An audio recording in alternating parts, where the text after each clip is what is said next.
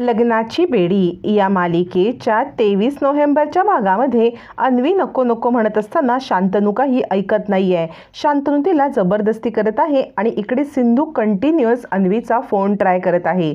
अन्वीचा phone वाजतो, Anvi phone उचलते, hello hello म्हणते, पण शांतनू तिच्या हातातून मोबाईल काढून घेतो आणि सांगतो आत्ता कुणाचा मोबाईल काढायचा नाही, घ्यायचा नाही आणि मोबाईल तिच्या पर्समध्ये टाकतो।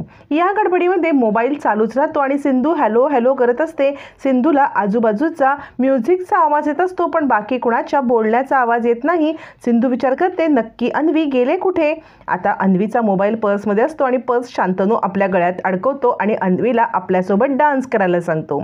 सिंधू विचार करते काहीतरी गडबड आहे, नक्की अन्वी कुठे गेले मला कळलंच पाहिजे असा विचार करत सिंधू आता तिच्या रूममध्ये काही धागादोरा सापडतोय का हे पाहण्यासाठी जाते। तोपर्यंत इकडे आता राघवला अलर्ट मिळालेला असतो की कुठेतरी पार्टी होत आहे आणि ड्रग्जचा वापर होत आहे। धाड टाकण्यासाठी त्याची टीम सज्ज असते आणि त्याच हॉटेलवरती जिथे अन्वी शांतनूला भेटायला गेलेली असते तिथे आता धाड टाकण्यासाठी राघव आणि त्याची टीम निघते।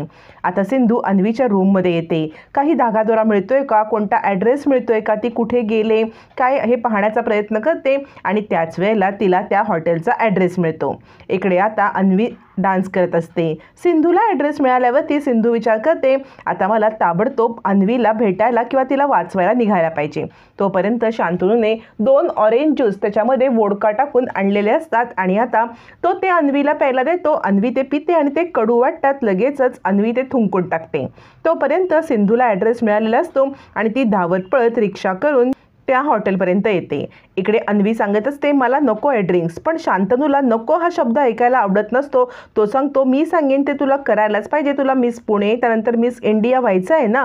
सिंधू आता बाहेर पडते। अन्वी सांगत असते नको मला हे नाही जमत आहे, मला ड्रिंक्स नको, मला डान्स नको, मला घरी जायचं आहे। आता कंटिन्युअस सिंधू तिचा फोन ट्राय करत असते, फोन लागत नसतो आणि शांतनू आता तिला फोर्स करत असतो। सिंधू सांगत असते की तुम्ही लवकरात लवकर रिक्षा चालवा, रिक्षावाला फास्ट रिक्षा त्या हॉटेलच्या दिशेने घेतो। इकडे मात्र शांतनू चिडलेला असतो आणि तो अन्वीला म्हणतो तुला फोटो सेशन करायचं आहे ना, मिस इंडिया व्हायचं आहे ना, जर मी तुझ्या डोक्यावरती हात नाही ठेवला किंवा तू माझं ऐकलं नाहीस तर मात्र तुला काहीही करता येणार नाही। आणि तुला काय वाटलं तू इतकी सुंदर आहेस का, अगं तुझ्यासारख्या 100 मुली मी यूज करून फेकून देतो। आणि त्यावेळेला अन्वी नको नको म्हणत असताना पुन्हा तो जबरदस्ती करतो। तितक्यात तिथे सिंधू येते, फाडकन एक शांतनूच्या थोबाडीत देते आणि म्हणते तुम्हाला काय वाटतं मुलीने एकदा नाही म्हटलं की तिचं नाही असतं हे तुम्हाला समजतच नाही का, की तुम्हाला समजूनच घ्यायचं नसतं की मुलीच्या नाहीमध्ये नाही असतं ते, तुम्हाला तो इगो प्रॉब्लेम वाटतो का। एकदा जर मुलगी नाही म्हणत आहे तर तिचा नाही एक्सेप्ट करायला शिका। यावरती शांतनू म्हणतो तू कोण आहेस। सिंधू सांगते मी कोण आहे तुला दाखवते, पण तिच्या अंगाला हात लावायची तू हिम्मतच कशी केलीस। असं सगळं चालू असताना सिंधू शांतनूच्या 2-3 थोबाडीत देते। शांतनू चिडलेला असतो, पण तेवढ्यात पोलिसांच्या सायरन ऐकू येतो आणि सगळेच जण घाबरतात। पोलिसांची धाड पडली म्हणून सगळेच जण घाबरून इकडे इकडे पळायला लागतात। सिंधू मात्र अन्वीला घेऊन एका ठिकाणी लपून बसते। आता राघव सांगतो या सगळ्यांना अटक करा आणि जेलमध्ये टाका, यांच्या पालकांना फोन करा आणि पोलीस स्टेशनला बोलवून घ्या। असं म्हणत सगळ्या तिथल्या मुलांना अटक करण्याचं वॉरंट आता राघव देतो। राघव सगळ्यांना अटक करायला सांगतो आणि तेवढ्यात सिंधूने अन्वीला लपवून ठेवलेलं असतं। इकडे रुक्मिणीला बरीच चिंता वाटत असते, म्हणजे सिंधूवरती ताव आणत आपण अन्वीला पाठवलं खरं पार्टीला, पण तीच आपली मोठी चूक झाली हे आता रुक्मिणीला समजलेलं असतं आणि रुक्मिणी विचार करते खरंच मी त्याच वेळेला तिला सपोर्ट करायला नको होतं, पण आत्ता वेळ निघून गेलेली असते, 12-1 वाजले तरी अन्वी आलेली नाही। मग मात्र रुक्मिणीला स्वतःच्या चुकीचा पश्चाताप होतो। इकडे अन्वी रडायला लागते। सिंधू म्हणते अन्वी काय केलेस तू, कळतेस का, पोलीस आले, जर पोलिसांनी पकडलं तर किती नाचक्की होईल तुला समजते। अन्वी म्हणते सिम्मा अगं खरंच सॉरी, म्हणजे मला इथे येण्याच्या आधी या गोष्टीबद्दल खरंच माहिती नव्हती, तू मला सांगत होतीस पण तुझं मी न ऐकून खूप मोठी चूक केली सिम्मा, पण आता तू माझी मदत कर ना, खरंच मला खूप आता गिल्ट वाटत आहे आणि या सगळ्यामध्ये यासाठी मी इथे आले नव्हते, मला फोटो सेशन करायचं होतं म्हणून त्या व्यक्तीला भेटण्यासाठी मी इथे आले होते, बाकी माझं काही इंटेन्शन नव्हतं। सिंधू म्हणते पण पोलिसांची धाड पडले इथे अन्वी, तुला सांगत होते तुला ऐकता येत नाहीये, सगळ्या गोष्टीचा आधी विचार करायला पाहिजे, आता आपण काय करायचं मलाच कळत नाहीये. तोपर्यंत रुक्मिणी अन्वीच्या रूममध्ये येते. अन्वी कुठेच नाही म्हटल्यावरती तिला खूप टेन्शन येतं. 12 वाजून गेले तरीही मुलगी आली नाही. तितक्यात राजश्री येते आणि रुक्मिणी म्हणते, राजश्री अगं अन्वी अजून आलेली नाहीये, राघव कुठे आहे, आला का तो? याच्यावरती राजश्री म्हणते, नाही राघव आलेला नाहीये. आता मात्र दोघींना खूप चिंता पडते की काय करायचं, अन्वीला शोधण्यासाठी कुणाला सांगायचं किंवा अन्वी कुठे गेले काय करायचं. दोघींनाही खूप टेन्शन येतं. रुक्मिणी विचार करते, मी उगाच तिला पार्टीला पाठवलं. तितक्यात तिथे रत्नाकर, ऋतुराज सगळेच येतात आणि त्यावेळेला रुक्मिणी म्हणते, राणी तू फोन कर बरं राघवला आणि त्याला विचार तो कुठे आहे आणि त्याला सांग अन्वी अजून घरी नाही आलेली आहे ते. तितक्यात तिथे रेश्मा, ऋतुजा आणि सगळेच जण येतात. त्यावेळेला रेश्मा म्हणते, हे जर आम्ही केलं असतं तर आम्ही असं न सांगता रात्रीच्या वेळेला बाहेर पडलो असतो तर आम्हाला किती बोलणी खावी लागली असती. ऋतुराज म्हणतो, रेश्मा अगं हे बोलायची ही वेळ आहे का? तू एक काम कर, तू अन्वीच्या रूममध्ये जा आणि तिचा लॅपटॉप, टॅब किंवा काहीही जर ओपन असेल त्याच्यामध्ये कॉन्टॅक्ट लिस्टमध्ये तिने काय केलं होतं ते हे तर बघ, आपण कॉल करून विचारूया. असं म्हणत तो रेश्माला आत पाठवतो.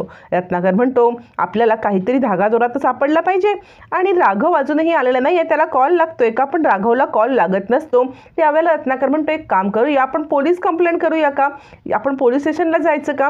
यावरती ऋतुराज म्हणतो, नको नको, माझे कमिशनर आहेत ना मित्र, म्हणजे इथे आत्ता ते बदली करून आलेले आहेत, त्यांच्याशी मी कॉन्टॅक्ट करतो, फोनवरती बोलतो आणि मग पुढचं काय ते ठरवतो. असं म्हणत ऋतुराज त्याच्या मित्राला, कमिशनरला कॉल करतो. इकडे राणी कंटिन्युअस राघवला कॉल करत असते, पण राघवचा कॉल काही लागत नसतो कारण राघव मिशनमध्ये असतो. आता सगळ्याच घरच्यांना चिंता वागून आलेली असते की नक्की ही अन्वी गेली कुठे आणि आता आपल्याकडून खूप मोठी चूक झाली. तोपर्यंत इकडे सिंधूने अन्वीला लपवलेलं असतं. तितक्यात सावी बाहेर येते. सावी आल्यावरती ऋतुजा म्हणते, काय ग तू कशी काय बाहेर? सावी सांगते, मी अशीच बाहेर आले. त्यावरती ऋतुजा म्हणते, तुझी आई कुठे आहे? सावी सांगते, आई माझी कुठेतरी बाहेर गेले, मला खरंच काही माहीत नाही आहे आई कुठे गेले ते. आता मात्र ऋतुजा म्हणते, राणी तुला कळतंय का? अगं राघव पण बाहेर गेलाय आणि ही पण बाहेर गेले, दोघं जण एकाच ठिकाणी बाहेर तर नसतील ना गेले. असं म्हणत ऋतुजा आता मुद्दाम आगीत तेल ओतण्याचा प्रयत्न करते आणि आता मधूच्या मनामध्ये उगाच संशय निर्माण करण्याचा प्रयत्न करत असते. तोपर्यंत इकडे आता सिंधूने अन्वीला लपवलेलं असतं. रुक्मिणी म्हणते, ऋतुजा जरा शांत बसशील का तू? त्याच वेळेला सिंधूने अन्वीला लपवून पोलिसांच्या तावडीतून वाचवल्यामुळे राघववरती आलेली नाचक्की वाचलेली असते आणि राघव आता सिंधू आणि अन्वी या दोघींना घेऊन घरी येतो. सिंधू आणि अन्वीला घेऊन घरी आल्यावरती रुक्मिणी तोफ डागायला सुरुवात करते. रुक्मिणी म्हणते, अन्वी तुला कळत नाही का? अगं तुला जी सवलत दिली त्याचा तुला असा गैरफायदा उचलायचा आहे का? तुझं हे वागणं मला बिलकुल पटलेलं नाही. त्यावरती आता मात्र चिडलेली रुक्मिणी लगेचच तिच्यावरती हात उगारायला निघते. तोच हात सिंधू वरचेवर पकडते आणि म्हणते, खबरदार, अन्वीला मारण्याची काहीच गरज नाही आहे. या सगळ्यामध्ये आपली सुद्धा चूक आहे असं नाही का तुम्हाला वाटत? म्हणजे ती लहान आहे, तिचं पाऊल चुकीचं पडलं, पण आपण तिला परवानगी देऊन त्यापेक्षा जास्त मोठी चूक नाही का केली? असं म्हणत अन्वीला मारण्यापासून सिंधूने थांबवलेलं असतं. त्यानंतर सगळ्यांनाच धक्का बसतो कारण सिंधू ही रुक्मिणीच्या विरोधात गेलेली असते. रुक्मिणी म्हणते, या सगळ्याला तुझीच फूस आहे, तू तिला फूस लावलीस म्हणून आत्तापर्यंत ती इतकं आगाऊगिरी करण्याची तिची हिंमत झाली. यावरती राघव म्हणतो, काकू डॉक्टर सिंधूंना काही बोलू नकोस. याच्यावरती रुक्मिणी म्हणते, मी बोलणार, कारण हिच्यामुळेच हे सगळं घडतं आहे. तुम्हाला कुणालाही माहीत नसेल पण हिने अन्वीला फूस लावलेली आहे.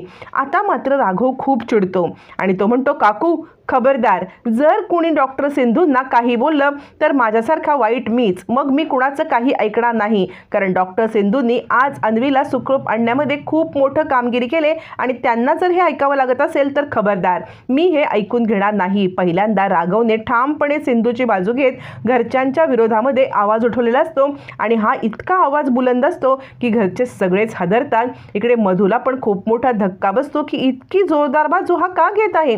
आत्तापर्यंत राग करणारा सिंधूचा राघव आज कुठे गेला? सगळ्यांनाच मोठा धक्का बसलेला असतो.